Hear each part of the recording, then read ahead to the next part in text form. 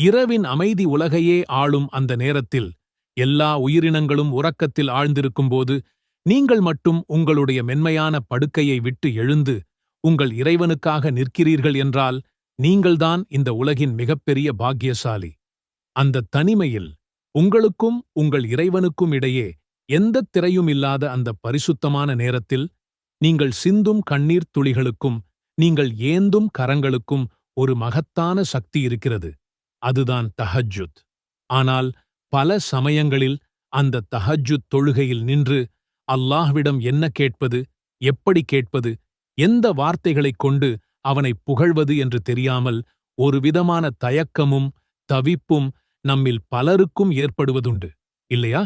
நம்முடைய தேவைகள் மலை போல் குவிந்திருக்கும். ஆனால் அதை வெளிப்படுத்த வார்த்தைகள் வராமல் தடுமாறுவோம். உங்கள் வாழ்க்கையை மாற்றக்கூடிய, உங்கள் பிரார்த்தனைகள் சந்தேகமின்றி ஏற்கப்படக்கூடிய அந்த முக்கியமான தஹஜ்ஜுத் நேரத்தில் அல்லாஹ்விடம் கேட்பதற்கென பிரத்யேகமாக நம் அன்பு நபி ஸல்லல்லாஹு அலைஹி வஸல்லம் அவர்கள் நமக்கு கற்றுத்தந்த 3 சக்தி வாய்ந்த துஆக்கள் இருக்கின்றன என்பது உங்களுக்குத் தெரியுமா? கவலைப்பட வேண்டாம். அந்த 3 மகத்தான திக்ர்களைப் பற்றித்தான் நாம் இங்கே விளக்கமாக பார்க்கப் போகிறோம். இந்த திக்ர்களைக் கொண்டு உங்கள் தஹஜ்ஜுத் தொழுகையை நீங்கள் அலங்கரிக்கும்போது, உங்கள் பிரார்த்தனைகள் வானத்தின் வாசல்களைத் தட்டும் இன்ஷா அல்லாஹ். வாருங்கள், ஒவ்வொன்றாக பார்க்கலாம். நீங்கள் தஹஜ்ஜுத் தொழுகைக்காக கண்விழிக்கிறீர்கள். அந்த உறக்கம் என்பது ஒரு சிறிய மரணத்திற்குச் சமமானது. அந்த மரணத்திலிருந்து உங்களை மீண்டும் உயிர்ப்பித்த அந்த ரப்புக்கு நன்றி சொல்ல வேண்டாமா? அதற்காக நபி ஸல்லல்லாஹு அலைஹி வஸல்லம் அவர்கள் கற்றுத்தந்த முதல் துஆ இதுதான். அல்ஹம்துலில்லாஹி அல்லதி அஹ்யானா பஅதமா அமாதனா வ இலைஹின் நுஷூரு. துஆவின் பொருள், புகழனைத்தும் அல்லாஹ்வுக்கே. அவனே நாம் மரணித்த பிறகு உயிர்ப்பித்தான். இன்னும் நாம் அவன் அளவிலேயே செல்லக்கூடியவர்களாக இருக்கிறோம். மரணித்த பிறகு என்பது தூங்கிய பிறகு என்பதாகும். எவ்வளவு அழகான துவக்கம் பாருங்கள். நீங்கள் தஹஜ்ஜுத்திற்காக எழுகிறீர்கள். ஆனால் அது வெறுமனே தொழுகைக்கான தயாரிப்பு அல்ல. அது மறுமைக்கான ஒரு நினைவூட்டல். யா அல்லாஹ், இந்தச் சிறிய மரணத்திலிருந்து நீ என்னை காப்பாற்றியது போல் நாளை மஹ்ஷர் பெருவெளியில் அந்த நிரந்தரமான வாழ்விற்காகவும் என்னை எழுப்புவாயாக என்ற பிரார்த்தனையுடன் உங்கள் உரையாடலைத் தொடங்குகிறீர்கள். இந்த துஆவை நீங்கள் ஓதும்போது 2 மகத்தான பலன்கள் கிடைக்கின்றன. ஒன்று, உங்களை மீண்டும் உயிர்ப்பித்த இறைவனுக்கு நீங்கள் நன்றி செலுத்துகிறீர்கள். இரண்டாவது, மறுமை சிந்தனையை உங்கள் இதயத்தில் விதைத்து உலக ஆசைகளை தற்காலிகமாக ஒதுக்கி வைத்துவிட்டு முழுமையான இறை சிந்தனையுடன் தொழுகையைத் தொடங்குகிறீர்கள்.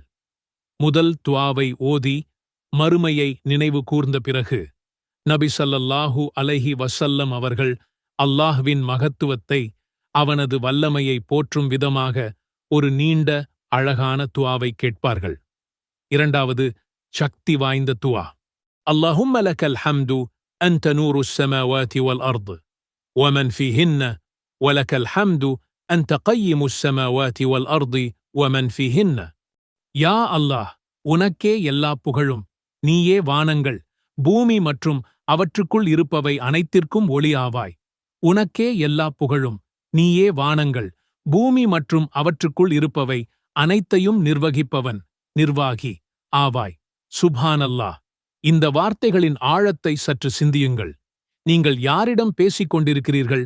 வானங்கள் மற்றும் பூமியின் ஒளி அவன். அந்த ஒளியில் ஒரு சிறு துளிதான் இந்த பிரபஞ்சத்தையே பிரகாசமாக்குகிறது. நீங்கள் காணும் நட்சத்திரங்கள், சூரியன், சந்திரன் அனைத்தும் அவனது ஒளியின் பிரதிபலிப்புகளே. அந்த மகத்தான ஒளியின் அதிபதியிடம் நீங்கள் நேரடியாக பேசுகிறீர்கள். இந்த துஆவை நீங்கள் உணர்ந்து சொல்லும்போது உங்கள் முன்னிருக்கும் பிரச்சனைகள், கவலைகள், தேவைகள் அனைத்தும் எவ்வளவு அற்பமானவை என்பதை உணர்வீர்கள். ஏனென்றால் நீங்கள் கேட்பது இந்த முழு பிரபஞ்சத்தையும் நிர்வகிக்கும் அதிபதியிடம்.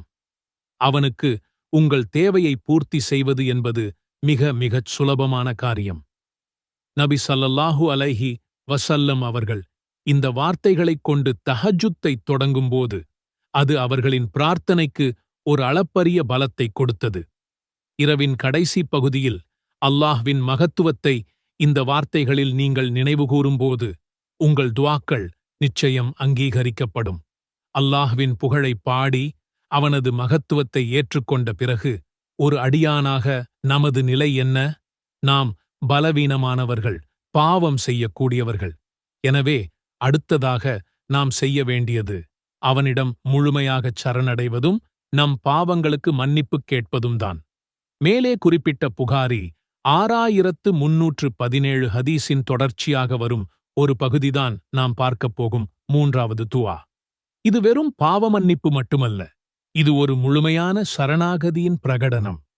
அல்லாஹும்ம லக அஸ்லம்து وعليك توكلت وبك آمنت وإليك أنبت وبك خاصمت وإليك حاكمت فاغفر لي ما قدمت وما أخرت وما أسررت وما أعلنت أنت المقدم وأنت المؤخر لا إله إلا أنت. யா அல்லாஹ், உனக்கே நான் அடிபணிந்தேன். உன் மீதே நான் நம்பிக்கை வைத்து முழுமையாகச் சார்ந்திருக்கிறேன். உன்னையே நான் ஈமான் கொண்டேன். உன் பக்கமே நான் திரும்புகிறேன். உன்னுடைய சான்றுகளைக் கொண்டே உன்னை மறுப்பவர்களிடம் நான் வழக்காடுவேன். உன்னிடமே நான் தீர்ப்புக் கோருகிறேன். எனவே நான் முன்பே செய்த பாவங்களையும் இனி செய்யவிருக்கும் பாவங்களையும் இரகசியமாகச் செய்தவற்றையும் வெளிப்படையாகச் செய்தவற்றையும் நீ மன்னிப்பாயாக. நீயே முற்படுத்துபவன், நீயே பிற்படுத்துபவன். உன்னைத் தவிர வணக்கத்திற்குரியவன் வேறு யாருமில்லை. இந்த துஆவின் ஒவ்வொரு வரியும் ஒரு வைரம். இந்த 3 துஆவையும் நீங்கள் உங்கள் தஹஜ்ஜுத்தில் ஓதும்போது நீங்கள் வெறும் சடங்கைச் செய்யவில்லை.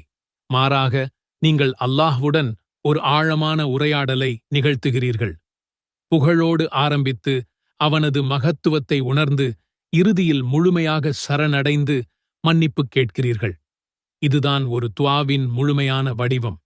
அல்லாஹும்ம ஸல்லி அலா முஹம்மதின் நபியில் உம்மி وعلى آله وسلم تسليما. அல்லாஹ்வே, உம்மின் நபியான முஹம்மத் ஸல்லல்லாஹு அலைஹி வஸல்லம் அவர்கள் மீதும் அவர் குடும்பத்தினர் மீதும் உனது அருளைப் பொழிவாயாக. அவர்களுக்கு முழுமையான சாந்தியையும் சமாதானத்தையும் வழங்குவாயாக.